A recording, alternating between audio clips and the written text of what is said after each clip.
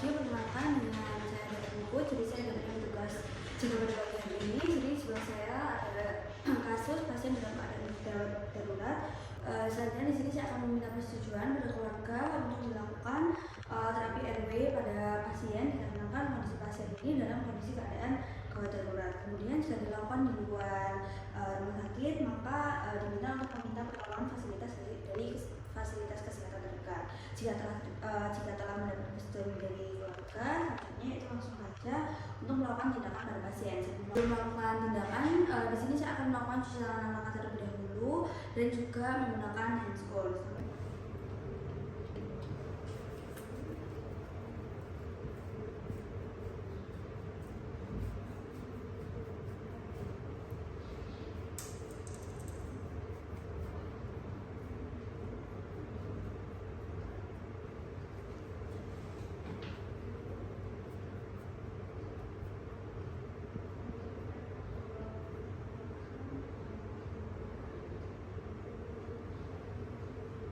Cuci tangan. Di sini saya akan melakukan pengecekan kesadaran. Yang pertama yaitu di sini saya akan melihat dari A yaitu mata, kemudian V yaitu verbal dan juga M dan motorik pasien. Setelah dicek EVM-nya pasien atau GJS pasien ini itu skornya adalah 8. Nah itu di sini saya akan melakukan evaluasi RW. Yaitu yang pertama itu adalah look, yaitu melihat gerakan nafas dan juga pengembangan dada dari sisi samping pasien. Apakah pengembangan dadanya itu simetris? Untuk selanjutnya yaitu listen, yaitu mendengarkan hembusan nafas dengan mendekatkan telinga pada hidung atau mulut pasien. Baik, setelah itu di sini yaitu adalah feel, yaitu merasakan hembusan nafas, apakah hembusan nafasnya itu adekuat atau tidak. Oke, baik. Untuk selanjutnya di sini saya akan melakukan pemasangan nasofaringeal RW. Di sini yang pertama saya akan menilai terlebih dahulu nostril untuk mencari yang lebih lebar dan tidak ada obstruksi seperti polip, fraktur ataupun perdarahan. Baik, tidak ada obstruksi. Selanjutnya di sini saya akan memilih pipa nasofaring sesuai dengan ukuran jari kelingking pasien.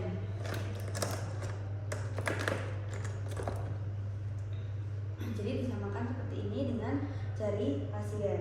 Setelah itu yaitu diberikan lubrikasi pada pipa nasofaring dengan larutan air, atau dengan air. Kemudian posisi pasien pada keadaan netral dan juga penolong berdiri di sisi pasien. Setelah itu memegang pipa nasofaring seperti pensil, kemudian memasukkan ujung nasofaring dengan kemiringan lubang bevel menghadap ke luar. Setelah itu insersi dengan lembut dan didorong ke faring posterior. Kemudian bila terdapat hambatan saat insersi, keluarkan pipa dan coba insersi pada sisi yang bersebelahan. Dan selanjutnya insersi dengan perlahan sampai dengan masuk. Jika nasofaring ini menyebabkan pasien batuk atau muntah, itu bisa ditarik pipanya untuk meredakan batuk kemudian dilanjutkan. Baik, setelah masuk, di sini selanjutnya itu dilakukan fiksasi pada pipa.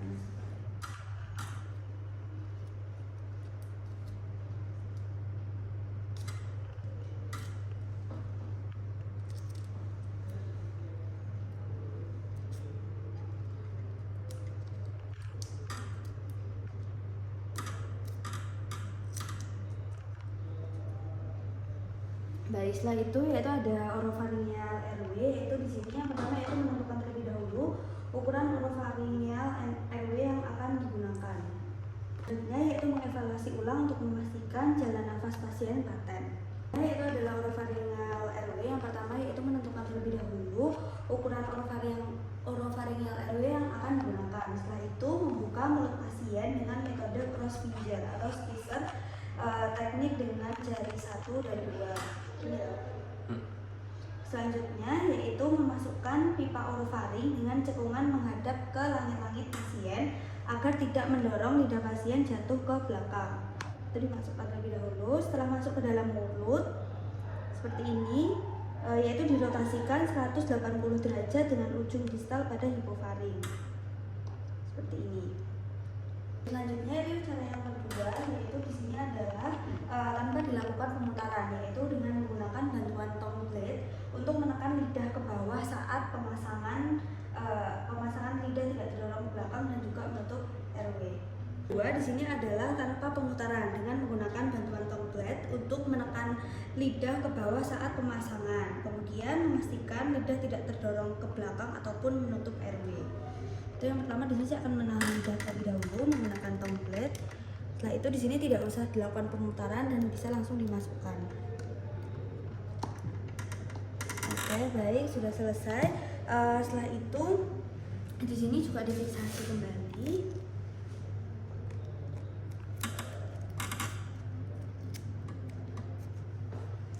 Setelah itu mengevaluasi ulang airway. Yaitu pemasangan endotracheal tube. Yang pertama yaitu menentukan ukuran ETT terlebih dahulu yang akan dipasang, kemudian dilakukan pemasangan pulse oximetri atau SpO2 bila ada. Kemudian diberikan ventilasi tekanan positif dan oksigenasi. Selanjutnya itu posisi pasien dengan sniffing the morning air position, yaitu di mana leher pada pasien ini sedikit fleksi dan kepala sedikit ekstensi, yaitu dengan cara meletakkan satu bantal di bawah leher, di bawah kepala pasien. Selanjutnya jika masih terpasang oropharyngeal airway itu bisa dilepaskan. Kemudian di sini yaitu dengan posisi tangan kiri memegang laryngoskop. Kemudian di sini saya akan memasukkan secara gentle pada sisi kanan mulut di atas lidah dan menyingkirkan lidah kiri untuk mencari epiglottis. Di sini saya akan masukkan terlebih dahulu.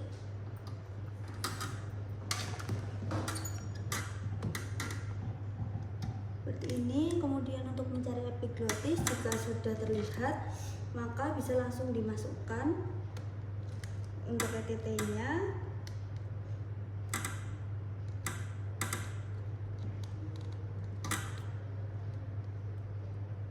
Baik, selanjutnya ETT sudah dimasukkan melalui sisi kanan mulut, kemudian bimbing ujungnya masuk ke trakea sampai cut ETT melewati plika vokalis dengan kedalaman 23 cm pada laki-laki dan 21 cm pada perempuan.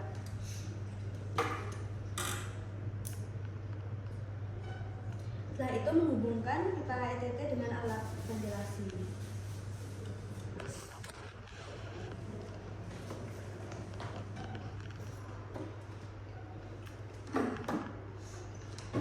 Dengan back valve ini yaitu menyambungkan ke back valve atau ke mas yang terhubung dengan oksigen dengan flow 10-12 liter per menit. Kemudian mengembangkan cut ETT secukupnya sampai tidak ada kebocoran udara dengan speed 20 cc berisi udara.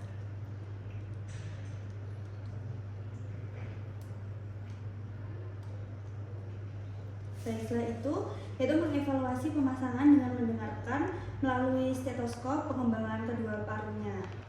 Bila hanya terdengar suara pada salah satu sisi paru berarti masuk ke salah satu sisi bronchus. Nah, jika terjadi hal seperti itu maka kempeskan terlebih dahulu cut dan tarik ET. Kemudian ulangi evaluasi, jika terdengar sama pada kedua paru berarti sudah benar dan juga mengembangkan cuff kembali. Kemudian bila dada tidak terlihat mengembang dan pada auskultasi terdengar gurgling di epigastrium berarti terjadi intubasi esofagus, maka hempaskan cuff dan juga tarik ET. Kemudian diulangi lagi pemasangan ETT. Selanjutnya yaitu pasang oropharyngeal airway dengan cekungan menghadap ke atas terlebih dahulu, kemudian putar 180 derajat menyentuh palatum mole. Setelah yakin ET masuk ke dalam trakea dan suara nafas terdengar pada kedua paru, kemudian fiksasi ETT dengan plaster dan evaluasi ulang airway.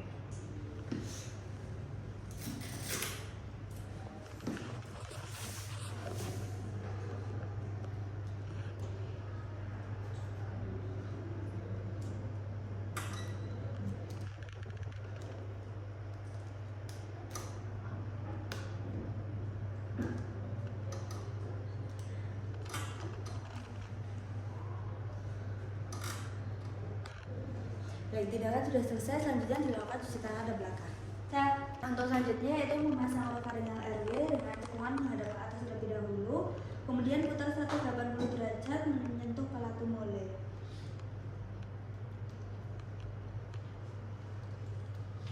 Baik, selanjutnya setelah ET masuk dalam trakea dan suara nafas terdengar sama pada kedua paru, kemudian dilakukan fiksasi pada ETT dengan plaster.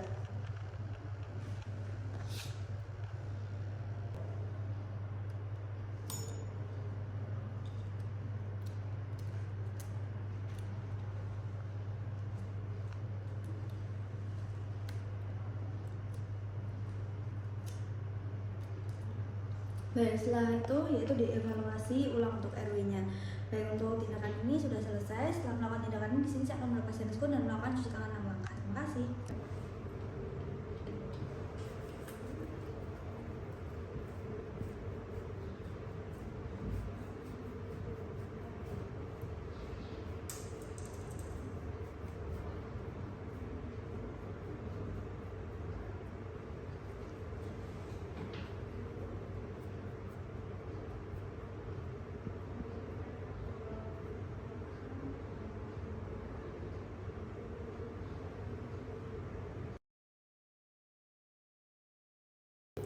Baik, selamat pagi. Perkenalkan, dengan saya Dr. Koko, jadi saya dokter yang menjaga pada pagi hari ini. Di sini saya akan melakukan pemeriksaan jalan nafas dan terapi RW tanpa alat. Selanjutnya, di sini saya akan menjelaskan tindakan yang akan dilakukan dan juga meminta persetujuan pada keluarga. Jika tidak ada keluarga dan pasien sendiri, maka tetap akan dilakukan karena prinsip etiknya adalah non-negligence. Selanjutnya, di sini jika terjadi di luar, maka di sini saya akan meminta pertolongan fasilitas kesehatan terdekat. Baik, sebelum melakukan tindakan, di sini saya akan melakukan cuci tangan 6 langkah terlebih dahulu dan juga menggunakan hand scope.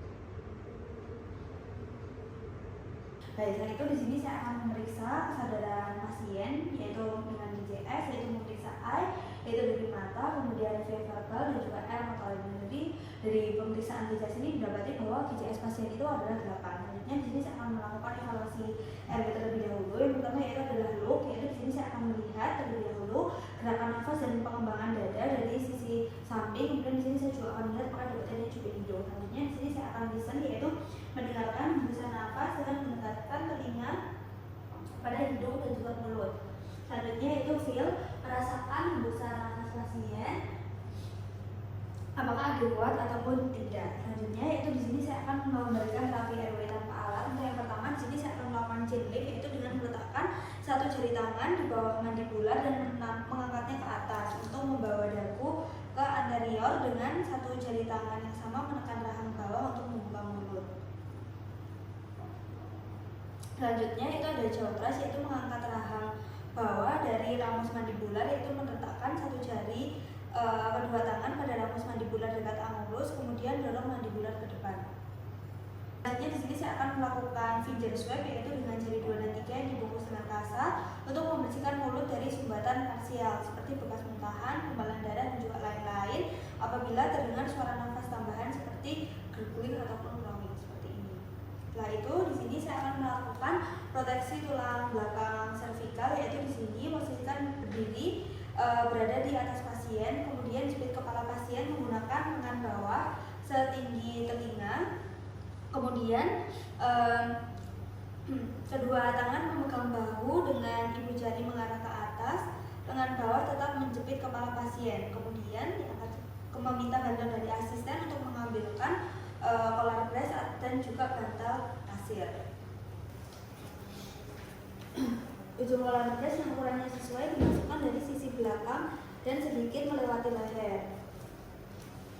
Selanjutnya, tangan penolong yang lain dipindahkan ke sisi lateral kepala secara perlahan, sementara penolong yang lain membelitkan bagian collar neck yang menepu pada dagu, kemudian melekatkan kedua sisi collar neck yang lain. Kemudian di sini yaitu mengevaluasi collar press, di mana jangan terlalu ketat ataupun terlalu longgar. Setelah itu memasang bantal pasir di kedua sisi leher.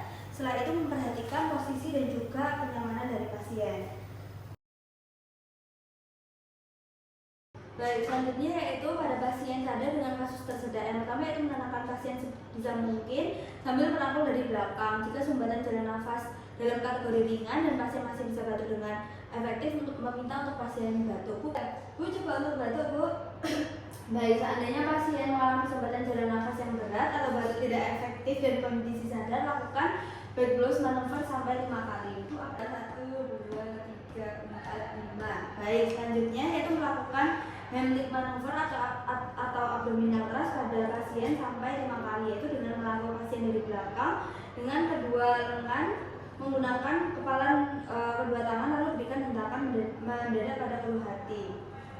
Ini siapa ya?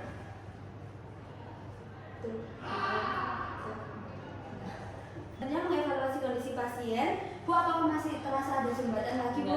Baik, sudah tidak ada. Kemudian jika pasien tidak sadar, maka akan segera dilakukan CPR. Untuk pasien anak dan bayi, buka jalan nafas terlebih dahulu dan coba berikan nafas perlahan. Terima kasih.